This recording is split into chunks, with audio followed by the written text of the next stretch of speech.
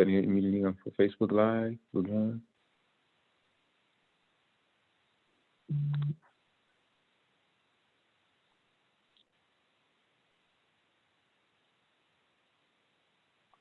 You turn the lamp on? Malik? Yeah, we're going live. Okay, good.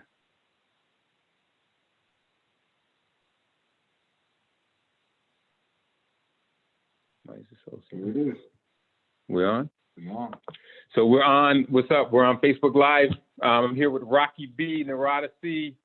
We're going to talk about Malik E. coming to America. So I don't know. I know folks may be watching this on Facebook Live. We'll put it on YouTube later. But we got Narada Campbell, actor extraordinaire from BK, Brooklyn, home of my man Christopher Wallace. What's up, Narada? What's up, man? What's up? What's up? Hey, man. Good seeing you. Good seeing you. Good and seeing then you, brother, like always. The hardest working woman in Rochester radio, public radio, commercial radio, the one and only Racqui B. What's up, Racqui? Oh yeah. What's up, gang? So we're gonna talk about coming to America today. But Racqui, before we start talking about that first, you got a birthday coming up, right? Oh yes, my birthday is on Tuesday. My official birthday is on Tuesday. Shout out to all the Pisces. Thank you, Pisces. Hey.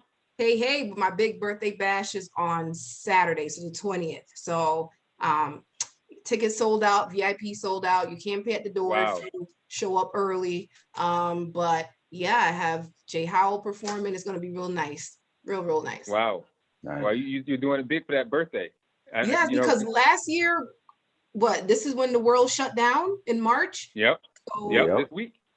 Yeah, so it shut down. So I'm actually the same age as the year before. So it didn't count. Yeah. That's right. Yeah, last year was the last year. You know what I mean? The lost year. I call last year the lost year because so many things happened. Now, Narada knows that I was supposed to have a huge party last year for a certain number, and that party may not happen until 2022. Yeah. So I was supposed to be there. Yeah. That's right. I remember. That's right. So, well, that's why we're on Facebook Live, because, Narada knows I usually like doing stuff in person. I mean, I love these types of discussions. I mean, I go back to these discussions, back in college, but we would bring people together to be able to have these discussions. But I am a movie buff, so today we wanted to discuss Coming to America 2. Now, you guys have seen the movie, right? Of course, you guys twice. Seen the movie? Twice. You've seen the first one? Yeah, man. So, I'll start off with a little trivia question for you and see if you guys can get this. So, the little palace, the little palace where they were in Zamunda, the castle. Do you guys know whose house that is? Rick Ross, boy.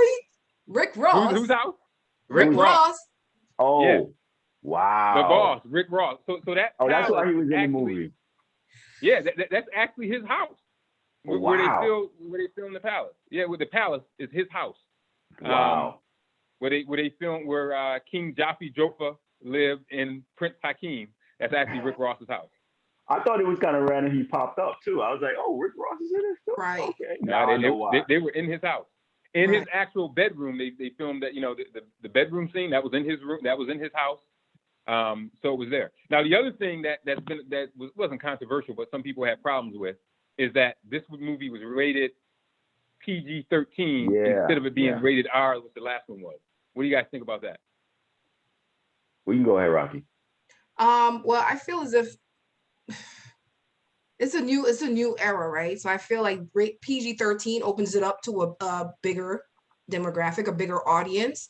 But I mean, I love a little cussing, so I mean, I would love to have some cussing in there somewhere, but like, damn, that effing lion. Right. But I think it was just a business. I think it was a business decision, honestly. Yeah, I agree. They wanted it. I think they wanted as many people to see this as possible. They didn't want any kind of restrictions. And, again, I think it like you said when we were talking before, Racqui, Eddie is in a new mode in his life. He's in a new mode, and he doesn't want to do the red suit kind of jokes anymore, the delirious, cursing. But I miss the cursing too. A lot of great jokes from the first one was built around curses. So when he was on the balcony, he was like, "Hey, Queen," and I'm like, F you. right. You know what I mean? Or when he was like, or when he went to go get the apartment in the first one, and the guy fell down the stairs, and he said, "I'm not going for that falling down the stairs, you." So in the first one in '88. Yeah. Yes. Yeah, man. Now, it was a classic. Yeah, and I mean the first one came out in '88. Racqui, were you even born in '88? I was born in '88. Yes. Oh, you were youngin'. Oh, you were young. Wow. And Narada might have been 1. No, Narada, you were 7. I was in '88. I was 7. Okay, there you go. I was born in '81. Oh gosh. Because I don't remember seeing the actual Coming to America probably until I was like 9, and I remember I didn't somebody see it. Someone had the videotape. Had the VCR tape, and I watched the VCR tape later on. That, and then a couple of years later, New Jack City came out in '91, and my parents aren't around, so I can say this. We snuck and watched it as kids, which you probably shouldn't have. But that was when you actually had to sneak. Yeah, '88. You had to actually sneak and get the videotape to do that. It didn't come on TV. Or you would have to go to the movies. Yeah. I didn't see it till mid '90s. I was in Jamaica still in '80. I came in '89, so I didn't see. I saw it when I was 10, 11 maybe. Yeah. I don't even remember when I seen it for the first time, but I know as I got older, I appreciated it more. Like I got the jokes. You start to understand the storyline, and I think it's a timeless movie. It's a timeless movie, and when a movie is so timeless, making a sequel is a little bit of a it can go either way. Yeah, I was scared. I was real scared. I was like, I want them to mess this up. I don't want them to take something that's beautiful and just try to just make some more money from it. But So what do you guys think? So do you think that they should have made the second one, or should they just let the classic stand? I mean, that's a classic movie. I mean, I think it would almost be like remaking New Jack City. Oh my God! They can't remake New Jack City. I think at first I thought it was a mistake. I was like, they shouldn't touch this. But after watching the second one, I was like, I was enjoying it, and it was nice to see all these Black actors working again and just doing something, So when you think about seeing these beautiful Black people, Huh? Can you hear me? Yeah. So I was just happy to see all these Black people together. They brought Salt and Pepper back and Vogue and Eddie Murphy doing a thing. It was nice nostalgia. So I was happy they made it after I watched it. You know what I mean? Can you hear me? Right. Yeah. Okay. Yeah. And they put Wesley Snipes back to work. Yeah, and he killed it. He did. I mean, I was just picturing him from New Jack. I was just picturing him as Nino Brown. Whenever I see Wesley Snipes, I think of Nino Brown from New Jack City, or from Blade. Of course. Or Passenger 57. Right. Always bet on Black. Or Passenger 57. Right. Man. Wesley looked good though. Wesley looked good. He did a good job. All of those folks look good. They all look good. All of them look like they had not aged. They had not, there's a saying that says black don't crack, and those guys really looked amazing. Yeah. 30 plus years later, even Eddie Murphy. Looked good. Yeah. And Lisa. Woo. Yeah. The wife. Yeah. Oh yeah. She didn't look like she aged at all. She looked very. Right. So I mean, so that was good. I mean, I didn't let my sons watch it yet. I probably will. Would you guys let? Do you think younger kids do you think this is accessible for younger kids to watch? I mean, it's PG-13. Oh yeah, absolutely. Yeah, it's not. It's 100% kid friendly for sure. There's one or two risque jokes with the bathers, but other than that, I mean, Leslie Jones is the one to watch out for. Maybe cover their ears when Leslie Jones talks, but other than that. She's the one that's the wild one in that movie. Yeah, she's the wild one. Yeah. She was good. She was funny, man. I wonder how many times she did that scene. I've done that scene a few times. Like, wait, let's do that one more time. Cut. He came up too soon. That scene was crazy. Yeah, man. But I think that this one also had a lot more musical guests and interludes than the previous ones. Yeah, like straight up performances. Yeah. Yeah, right. It was like a musical. Right. I mean, if you're into musicals, yeah, I feel like for like myself, I'm not really into musicals, so to me, it was kind of oversaturated with music, than the first one. But I mean, the performances were great. I was ready for the dancing because in Coming to America, the first one, the African dance scene, you live for that. You were in front of your TV, like trying to get it down. Choreographed by who? You guys know who choreographed those scenes in the first one? Who do you guys think? It was somebody I know. I heard this. It was somebody famous. It was. Yep. You guys know her. Was it Paula Abdul? Paula Abdul. Oh. Yeah, that's it. Yep. Yeah. Really? In that opening dance scene. Yeah. Yep. She was the choreographer for that at the Palace in Zamunda when they first started dancing. That was Paula Abdul. And the name Zamunda, how they came up with that actually is an altered name of the writers in the movie. I think it's Bob Zamuda and like Andy Kaufman. They like close friends. They were writers, and they put the two together, and that's how they came up with the African country of Zamunda. Because I tell people before there was Wakanda forever, there was Zamunda, right? So, yeah, man. Yeah, it was nice. It was nice to see. I mean, I'm telling you, man, there's something to see prosperous Black people, prosperous Africans.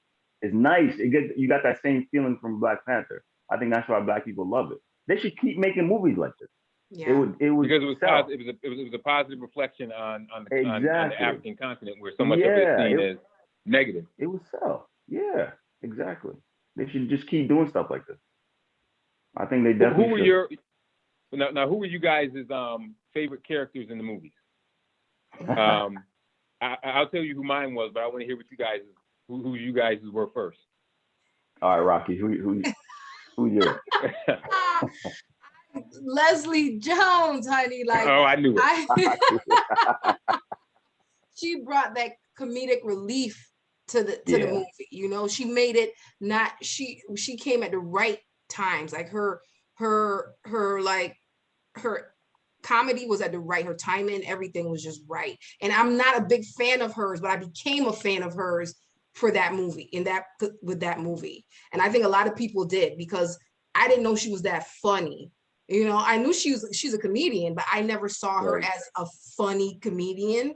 Right. But I became a fan. I'm like, wow, like her punchlines are on time. Like she wasn't over the top.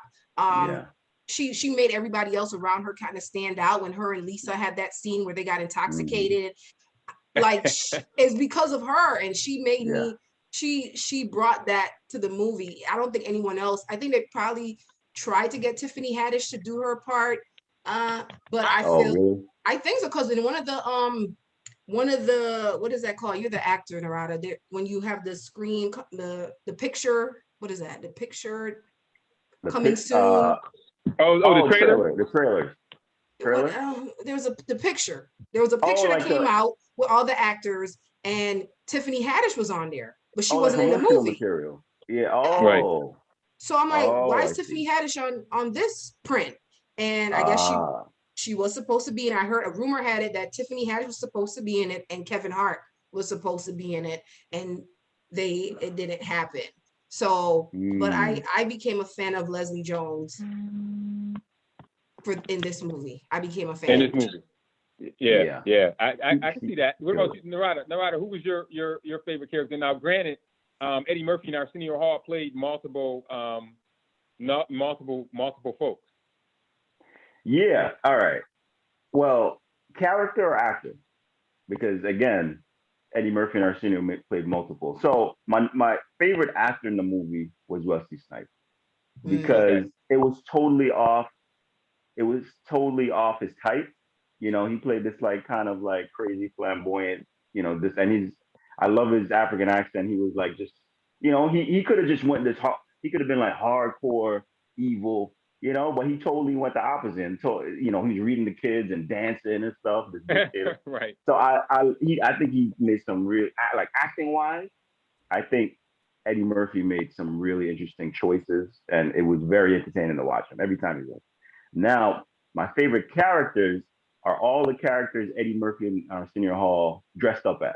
The barbers, the barbers, sexual chocolate.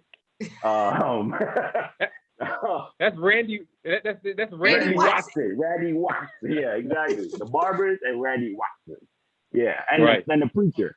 They were so good. I feel like they didn't miss a beat when they put those makeup on. They're so good. They should do more. They should do more stuff like that when they dress up in new characters. They're so good. Yeah, because the Reverend is Reverend Brown. Reverend Brown. Reverend Brown. And you know, from the first Coming to America, I knew Reverend Brown since I was a little boy. Come on over here, Reverend Brown. Yeah, Reverend Brown. And Reverend Brown was there at his storefront church, and he was gonna marry him. Yeah, man. He was gonna marry him. He was gonna marry him. And but they brought everyone back. Now, some people, someone put in the comments that they hadn't seen the movie yet because it's on Amazon Prime and they have Netflix. I'm surprised that they didn't do a double release on Netflix and Amazon Prime. I think they would probably got more. Yeah, I think Eddie Murphy, it was before he got like 20-something million. I could be wrong on that, but he got like a big from Amazon. They might have bought exclusivity because they knew it was gonna be big. Right. They might have outbid Netflix and be like, just be with us and we'll give you, that's probably what happened. Who's your favorite character, Malik? Yeah, what's my favorite? So I think my favorite character. All right, I had two. Character is definitely Randy Watson. I was getting upset during the movie because I was like, okay, they didn't bring Randy Watson out yet. Because when I was a kid, I would imitate. My family knows that I can imitate just about any character that's on TV. No, you're good. You're good. Yeah.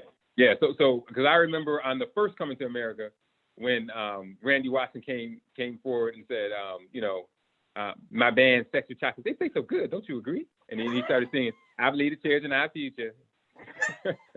Teach them well and let them lead the way. And he said, that boy good. That boy good. but those are all the catch phrases that went on to live on in like our dialect, right? So you still will go to places and you hear, that boy good, and they say good. Yeah. Right? Yeah. But that's from Coming to America, Randy Watson. So I was happy when they actually showed him. So he was one of my characters. But what I was upset was that the Prince of Soul Glow did not make an appearance in the second movie. Eric Marcel.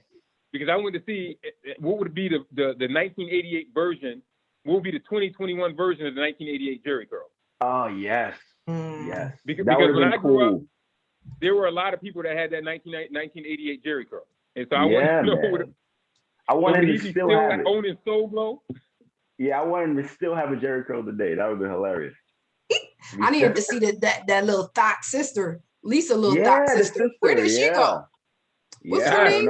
Yeah, she was there. Patrice. Yeah. Patrice, little thought self. Where is she? She was. Yeah, she was missing. She was missing from that. She was missing from that. And we didn't. And they had a lot of music, but they didn't have the "Just Let Your Soul Glow." That song. Yeah. I want to ask you guys a question. What do you guys think of John Legend's rendition of the theme? I didn't like it. You personally. Didn't like it?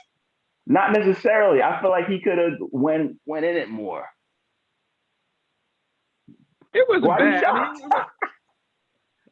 mean, it wasn't bad. Racqui, what do you think? Racqui? Oh my! You're the John DJ, Legend so can't do no wrong. Like John Legend can't do any type of wrong.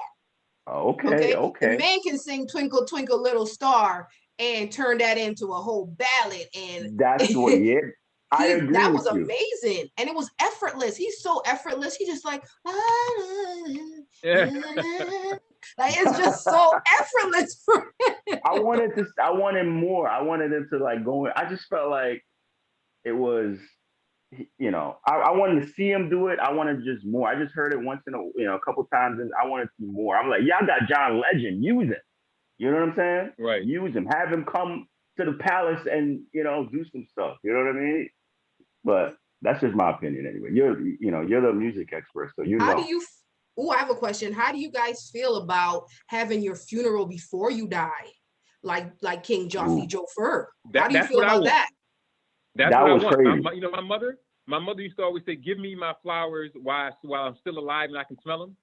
So that's what I want. I mean, you want people to say all these good things about you. I thought that was a great lesson because I've been to so many funerals where people, and you know what? If you're alive when they do your funeral, you can tell people to stop lying and sit their behind down. Oh, I knew him and I loved him. You can get up and be like, shut up. No, you didn't love me. So stop, knock it off. You didn't take care of me. You talked a lot of junk about me when I was alive. You didn't know me that well. So you gonna wake up like, that's right. Stop lying. And if you're alive, you can make sure nobody's gonna take off your watch or your ring while you're in the car. Oh my gosh! What kind of funeral? What some people do. This is a crazy funeral. I'm still watching. But no, I thought that was a great way to basically send a message. Listen, tell people how you feel about them while they're here, and that's what they did. I mean, he was able to hear that music. You know, he was rocking in the coffin while they did that, and then he went to sleep. Yep. It was nice. It was yeah, it was nice. Go ahead, Ron. Yeah, it was something very beautiful about that moment when he just said, like, I'm a son, I'm going to die now. And he just there was something so beautiful about that moment. It wasn't like, oh my God, he just died. It was like you felt like, you know what? Yeah, you're right. Now you can, because you got your going away. You're like, it was just so peaceful and beautiful. Something about that moment was very like serene, I believe. Like just I liked it. Yeah. Yeah. It wasn't like he knew it was time, right? And they knew that it was time for the son to carry on that next tradition, even though he didn't seem to be ready for it. Now, there's one thing I'm surprised, Racqui, you didn't bring up yet as a woman, which was he was looking for a son to become the heir of the throne to Zamunda, but really the rightful heir was his daughter. His daughter, right? Yes. Right? Who's going to be the prince? Exactly. But he, at the end of the movie, he told her, "You're going to rule after me." He did tell her that. Right. So at the end of there was a lot of little hints of women empowerment in that movie, you know, just of the fact that she did get that his daughter was told that she could take over when he's gone. And also the wedding is like a small moment, but that wedding where Reverend Brown was supposed to marry them, she said, "I don't want to do it like this. I want to go back home." So there was a lot of women kind of there was a little undertone of underlining of women empowerment throughout that whole movie. I mean, he had daughters, all daughters, you know, so it's that by itself. They could have threw a son in there, and the son could have been the one going back to America saying, "Hey, I want to go sow my royal oaths." That could have been the storyline.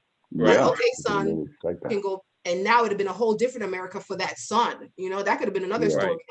But they chose to have daughters, and at the end of the movie, he still ended up giving her what the crown, the title. Yeah. I love that's another thing I loved about it. I love the strong Black female image. All the daughters were capable, the mothers capable.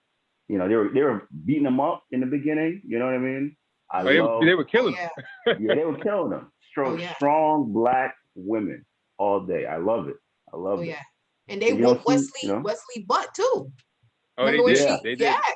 When he came and tried to take over, the daughter was like, she wasn't weak, damsel in distress. She beat them off. Racqui, Narada, you see the moves Racqui did? Racqui, is that your karate? That's your karate move. You know, my sons got their belts in karate. They got to come show you how it's done. Shout out to Randy Crudup Karate Academy where they go. You know, he got to show you some of their moves for their belts. But I thought that was extremely positive. And I thought that the movie was extremely positive and empowering. And I think that this one also will endure. I mean, still, I think personally, and this is just my opinion, nothing will ever beat the first one.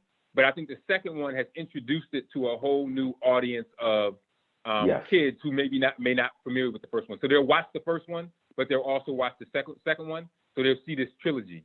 But I think they've got it set up now where, you know, with the different generations where they might be able to do a Coming to America 3, maybe. I mean, you know, you just don't know, right? That's what I was thinking. Yeah, I think it would be good as a sequel, like a TV show. Like episode 1. Well, there's another trivia fact for you. They were going to shoot back in '88 a Coming to America TV show. It never came to fruition, but they thought about doing that. That would have been. Could you imagine that? Yeah, I saw a clip of that on YouTube. It was Tommy Davidson was playing like Akeem's cousin or something like that. Right. And the guy that sang, you know, I forgot his name. The one that sang with the mic, that Queen to be that guy. Yeah. It was supposed to be him and Tommy Davidson. Yeah, I saw that clip. Yeah, that was Oha. You didn't go nowhere.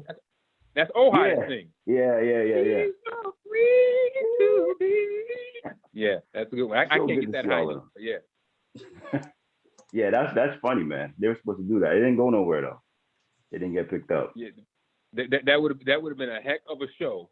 To be able to see Reverend Brown every weekday on Thursday night. Oh my goodness, it would have been crazy. Man, it was a good movie, man. It was good. And they even brought back the twins, Peaches. Yes, my name is Peaches. Yeah, now I'm the best. All the DJs. Oh. So they even brought. I mean, it was amazing how they were able to still bring back all those characters to do that. So yeah. So with the little bit of time we got left, what are people saying in the comments, Courtney? Anything interesting? I responded to what you guys are talking about. One person did say they don't think it's possible for the first movie to be topped. Somebody said in the comments they don't think it's possible. Who said that? Who said that? Damien. So Damien Garcia says he doesn't think that it's impossible for the first movie to be topped. I get that. I hear that, Damien. I mean, I think you might be right. It can't be topped. It can't be topped. I think it can't be topped. I think it can't be topped. I think you can try to do the best you can. Just like me. I mean, we're not talking about Spider-Man, but I love all the Marvel movies. To me, I still think the first Spider-Man was the best, and I don't, all the other ones were. The Sam Raimi Spider-Man. Yeah. It's hard. And Coming to America is definitely that classic. I mean, come on, the first Coming to America had a young Samuel L. Jackson robbing the joint. Remember that? Man, they should have got him to come back somehow, man. They should have got Samuel L. Jackson to come back. They should have got him to come back, man. They got Louie Anderson. Yeah, I thought Louie Anderson was. Yeah, I thought the same thing. He was wearing the African attire too. Yeah. In the second one. I thought he was dead. And Mr. McDowell, ooh. Yeah. Oh, I knew he was alive, but I didn't know about Louie Anderson. I was shocked to see him, but that was nice. That was nice to see him. Yeah, Louie Anderson was there running Zamunda, McDowell's west. Yeah. To the east. Yeah, man. Yeah, so that was good. So So who knows? Maybe Narada, they can get you to star in Coming to America 3, man. Well, who knows, man? Who knows? Who I missed though? I missed the mom. She passed away. She passed away in '95. Yeah, but they did like a nice little, nod to her. Yeah, in it. Like what would your mom think of this? And like you missed her, so it was nice. What did you think about that? Was my thing when McDowell said, "What would your mom say?" I actually thought about what the mom would say. Yeah. And I in my head, she would have said, "Go get your son." Yeah. Like she told him, "Go get your wife." When he in the first one, like, "Go get Lisa if you love her." And that's exactly what I thought she would have said. Go get your son. Go get your son. She was a nice, calming presence. She was a nice, calming presence. Yeah, it was nice. Even in the first one, when she said, when she told him it's a stupid tradition. Remember, he was saying you got to marry arranged marriage, and she goes, "It's stupid. I thought you were the king." So she said to him, "Change it." Yeah. But you know what I want is I've always, because when I first saw that Coming to America, I always wanted somebody to walk behind me and throw flowers every time I walk.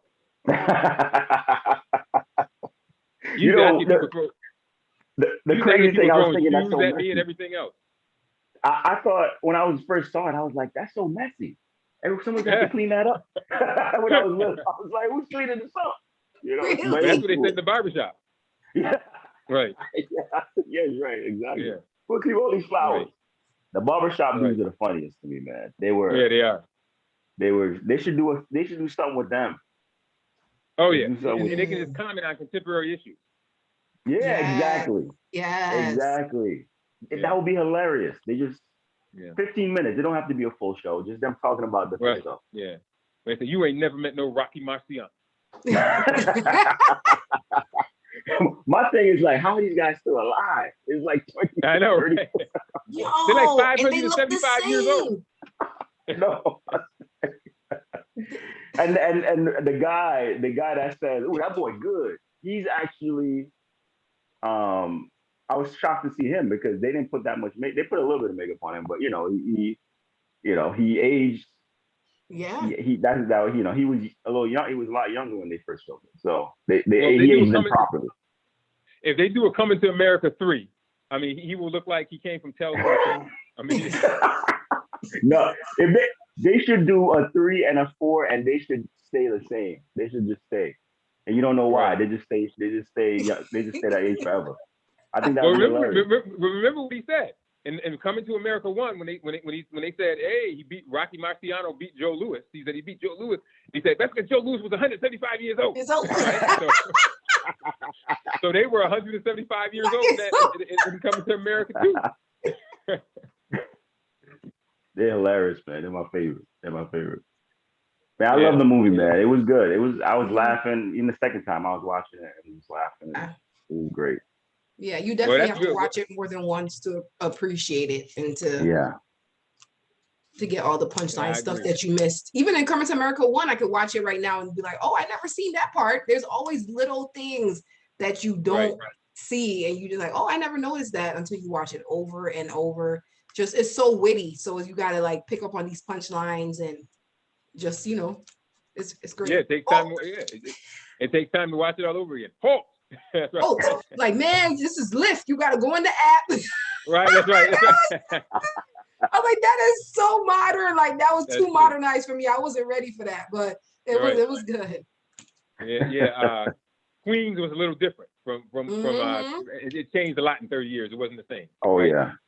Oh yeah. So big time. So before we wrap up, what are some of you guys' parting thoughts to take away from the movie? If you were reviewing it, if you guys were Siskel and Ebert, Racqui and Narada, Racqui and Nari. There we go. Racqui and Nari. If you guys were Racqui and Nari, would you give it 2 thumbs up and a twist, or would you just or what is it? 2 thumbs down. Racqui? Out of 5, like 5 stars. Yeah. Out of 5 stars, I will probably give it 3.5. Okay. I'll give it a 3.5. Mainly because the first one, if you had to compare it to the first one, it's not this. It's you can't top the first one. But as far as it was a great effort. Right. Yeah. It was a great effort. It's a great movie. It's just if you're like me and have a little naughty mind, or whatever the case is, you would appreciate the first one more. But it's definitely a 3.5. It's definitely a lot to take away. A lot of underlying themes. A lot of what's the word I'm looking for? There's a lot of themes, morals to catch on. Messages. It's just message. Yeah. So it's one of those movies that you have to watch more than once to appreciate it and to walk away with something deeper than what it is on the surface. I'm watching it again tonight. I'm gonna watch it again tonight. Yes. I may binge watch both of them tonight. Oh, that's a good idea. I had the first one on DVD. Oh, really? You guys know I got all these DVDs and CDs that I can't seem to get away from, which is a shame because it's just taking up space. So I mean, I gotta do something with them sooner or later, but I can't part with them. So Narada, out of 5 stars, what are you giving it? I'm gonna have to give it a 3 3/4 stars because of just the nostalgia. I agree with a lot of things Racqui said.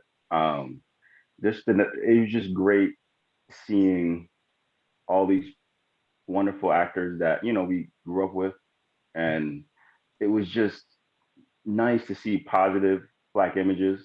So anytime, like, I'm leaning towards 4 just for that because it makes Black people feel good. You know what I mean? But you're comparing it to the first one. I mean, that's a classic. You know, the first one felt bigger, grander, like, you know, big movie. You know, this one is like kind of toned down a little bit. Of course, because it's money. And I like that. Yeah, they brought in modern, a lot of modern issues. You know, around old rules that's outdated. You know, misogyny and just built into the society and rules about, you know, women can't do this and that and that. You know, in this modern society, in this prosperous society, women still can't own a business. You know, right. Get with that stuff. Right. You know, and I just think that they did a good job in weaving that stuff in with comedy. You know, it made me laugh, and a lot of remakes these days suck. You know that, right? So it was a good effort, just like you said, Racqui. It was a good effort. They did a good job, and I enjoyed it. I will watch it again, and I watch it again tomorrow. Yeah, so it was good. I like, you know, and he showed. It showed me that this could be a new wave of Black cinema. You know, if all these Black superstars come together and just make fun, positive movies like this, it would generate so much income. You know what I mean? Yeah. You know how they can easily do that. You know, just make their own movies. You notice there was a lot of product placement, like Pepsi and you know, Puma was in there. Puma. The girls, with the Puma thing on it. Yeah, you got. That's how you get movies made. You saw that, right? Yeah, I saw the product placement. All of a sudden, I woke up in the middle of the night and I said, "Why did I want a Pepsi all of a sudden?" And then I got on Amazon and was like, I ordered like 6 pairs of Pumas, and I was like, "Why is that?" Yes. You gotta get the money to get it made, you know. But yeah, I mean, I'm wearing a 3-piece suit and then Pumas. I mean, what's up with that? That Puma was right there. Yeah, it was right there. 2 Pumas. It was 1 Puma here, 1 Puma there. Like I see it the first time. Yeah, right. That's the Puma. Yeah, that was Puma. And then they had Pepsi in there when they went to McDonald's. I said, "All right, we know what's going on here." They know what's going on, man. So what did you think, Malik? What was it? Listen, I give it 3.5. I mean, I love the positivity of it. I'm actually happy that it was PG-13 because the older you get, the more you want to watch movies with your nieces and nephews and your kids. Yeah. So I wouldn't feel bad if that was on in the background if you have a family function when we open back up after this pandemic. It would be okay. I mean, you know, usually if you have a rated R movie on, you know, you have to always be on your P's and Q's to, you know, make sure that nothing too crazy is coming on. With this, I will be comfortable to have that on in the background if your grandmother's around or if your little toddler's in the room. You know what I mean? So I think that gives us the opportunity to show it to a broader audience. I know Racqui wants more to raunchy, but yeah, because little Pookie be cussing. Yeah, right. Little Pookie off of Hudson be cussing, so Pookie can watch. right. Yeah, but this one it's a broader audience, so I gave it 3.5. Obviously, nothing can top the beginning. As they say, there's nothing like the original, right? So, so there. I mean, they can have 9 Fast and the Furious movies, which I love. They can have multiple of these, right? You know what I mean? Yeah, and everyone watching gave it about 3.5 stars. That's kind of the what we're hearing. So a lot of people, you know, gave it there. I see my girl from U of R from back in the day, Shantiqua Tabron Neely. Oh, Shantiqua. You remember her from ECO? Yeah. Yeah, man. Yeah. What's up? So she's watching. Go Yellow Jackets. and she can tell you. Shantiqua can tell you because when I did the ECO program, I was her program assistant. She knows that I can do any movie verbatim. So you give me a movie, I can start from the beginning to the end. You give me Pulp Fiction, you give me New Jack City, you give me Boys in the Hood. I can do any of those movies verbatim. It's crazy, Racqui. You don't understand. Me and Malik were roommates, and friends for a long time. we be driving. He just starts reciting movies like verbatim. This dude's brain is crazy. He remembers so many movies verbatim. I'm talking about speeches. He'll just start saying them, and I'm like, that's right. That's that. That's that. he knows so, like, it's crazy. It would blow my mind. It would blow my Pretty mind. sure And I that's a can take a condition. line. Yeah, it might be a condition. But if you give me a line, so if I hear a word and I can associate that word with the movie, I can then go on and riff about what the movie was. So, crazy. you know, so somebody came in and said, all y'all in here, don't nobody know what happened? I can go into the whole Nino Brown scene of Nino saying that when they messed up his money. I can say, all y'all in here, none of y'all know what happened, and then I can take it. I can take, you know, you give me a line from a movie or, you know, Pulp Fiction, you know, I'm not worried about the what ifs. Yeah, and I can go on from that, but that's rated R, so we won't do that on there. So anyway, we're coming up on our time. Thanks for folks that watched it on Facebook Live. They said they gave it about a 3.5, so they agreed with the panel. We'll do this again, maybe on another topic. Who knows? Maybe we'll talk about some music, what's better, 80s and 90s, and we'll have some people come in and sing that. Yeah. So this was kind of like a substitute. I used to do something called Councilman on the Corner before we closed down with the pandemic. And what we did with that was we would go to different places in the community and have conversations about stuff. But it was gatherings with people. But because we want to be COVID safe, we decided to be virtual today. But maybe we'll get back to those days again soon. But I'm glad to see Racqui B and my man Narada. Thanks, guys, for joining me. Racqui, happy birthday. Thank you. Happy birthday. Listen, Racqui, I want to be on the guest list just in case I want to show up. I'll wear a mask. I'll be good. So, you know. Don't say less. Say less. And I'm going to have a bottle ready for you. All right. There we go. There we go. All right. I appreciate it. So, Racqui, Narada, thanks for being on. Courtney, our technical guy behind the scenes. And I'm glad everybody tuned in, and stay tuned to the next conversation. Yes. Thank you for having me. It was a pleasure. Great. All right, guys. Call me anytime. We'll talk soon. Anytime, brother. Anytime. Yep. Later. Later.